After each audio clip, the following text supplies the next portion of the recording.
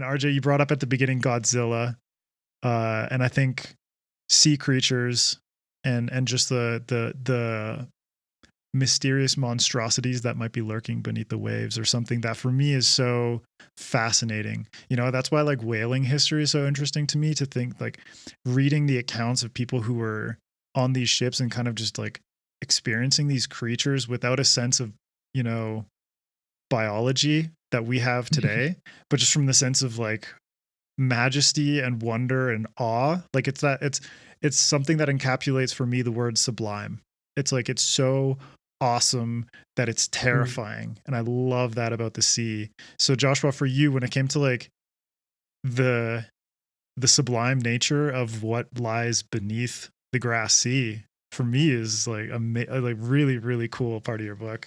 If you want to Thanks. comment on Yeah, that. that's for me too. I mean, that's so much of what drew me to it. And I think, you know, when I think of sea stories, I do think a lot about sort of what's below and you know, things about scope and scale of the things that might be down there. You know, stories about like Leviathans and these sorts of things that I think, you know, are sort of permeate a lot of sea stories. And so yeah, for me, this becomes a really important thing, right? There's a scene in the Forever Sea where Kindred's ship nearly gets ruined, or well, I don't want to spoil it.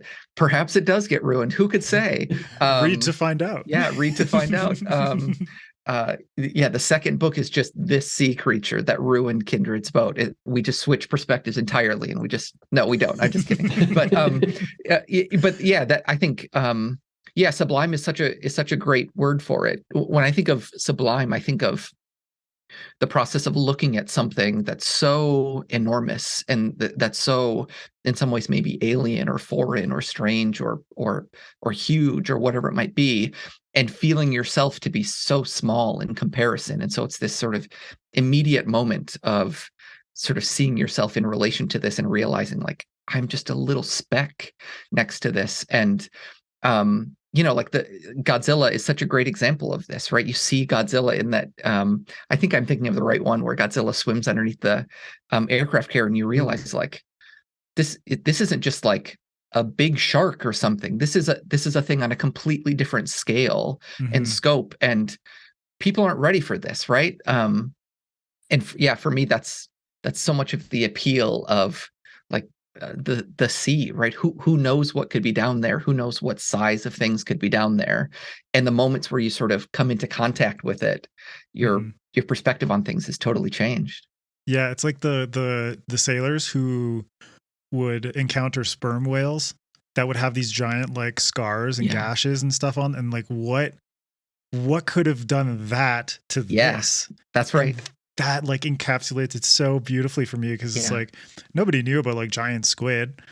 And you know, Yeah. they kind of elaborated that into what would become Kraken and the myth Yeah. of the Kraken. But for me, it's like just like there's scars on this Yeah. Leviathan. Like Yeah, it's like there's what like could a have done promise that? of it's like the promise of another world, right? A world that you Yeah. don't have access to. And that's so appealing, right? It's so cool. It just, you know, it's like there's a doorway, and if you walk through it, things are going to be weird. And Yeah. you know, it reminds me in some ways of Rail Sea by China Mieville, right? Mm-hmm. It's like kind of a shippy book. It doesn't really count because people ride around on trains, right? On train tracks. But it's a kind of retelling of Moby Dick, and they hunt, what do they hunt? Moles, like enormous moles, Yeah. right? Yeah. In that book. And there's a scene where they kill one of these moles, and it's like it's just gargantuan. It's, you know, it is like the size of a mountain basically, and they're harvesting this thing and cutting it up and whatever, and just like the scope and scale of it is just it's incredible. And yeah, I remember reading that and thinking like, A, I'm grossed out, but B, this is incredible. It's amazing. Yeah, This is like just nasty moles. it's pretty gross, but it's cool in a way. It's like very China Mieville, right? There's like Yeah. you're always a little grossed out, but also a Yeah. little entranced. Yeah, it's like that whole new weird vibe. I love it. Yeah, And yeah. RJ, you also captured that sort of sublime nature really well in your books. So how did you approach it when you were coming up with these massive sea creatures and how to represent them on the page? Yeah, I wanted that kind of sense of wonder, because it takes you a long time for you to see the first one in the first book. Mm-hmm. And they have the heads of them mounted on the front of their ships. That's what they call the beak, because they've got like a big ram and it's the beak of these creatures. So they think they have an idea of the scale of these creatures. But they're wrong, because the ones they were hunting were just the little ones. Mm-hmm. And the one they come across is not. And I think, and the first time you can play tricks with scale by not showing everything. The first time they see it, people in boats are trying to kill it. And a flipper comes out the water and it just wrecks them completely, and they're all like, "Oh my god, what is that?" And it's just huge. They can't scale it. They're struggling with it, and that's what I wanted to get across. And it's not until later in the book where they're actually above it, because they've had to go on land and they look down, they see the true scale of it, and they can't. They're just like, yeah, this is a lot bigger than, maybe we can't kill that. But I love how it's like it takes you to be on land to be able to understand the true scale of this thing. This sea creature, you need to be on land to be able to actually like see how fucking massive it is. They're looking down and they can see their own ships, and they're just like, yeah, that's a lot bigger than we are. Yeah, we might not be able to complete this mission. But that's what, and you meet more of them as you go through the trilogy, and you find out more of their secrets. Mm-hmm. And also that thing you said about the Leviathan and the scars on the sperm whale. I thought about what would something that big eat, because it's going to be massive, hasn't it? So you do meet it.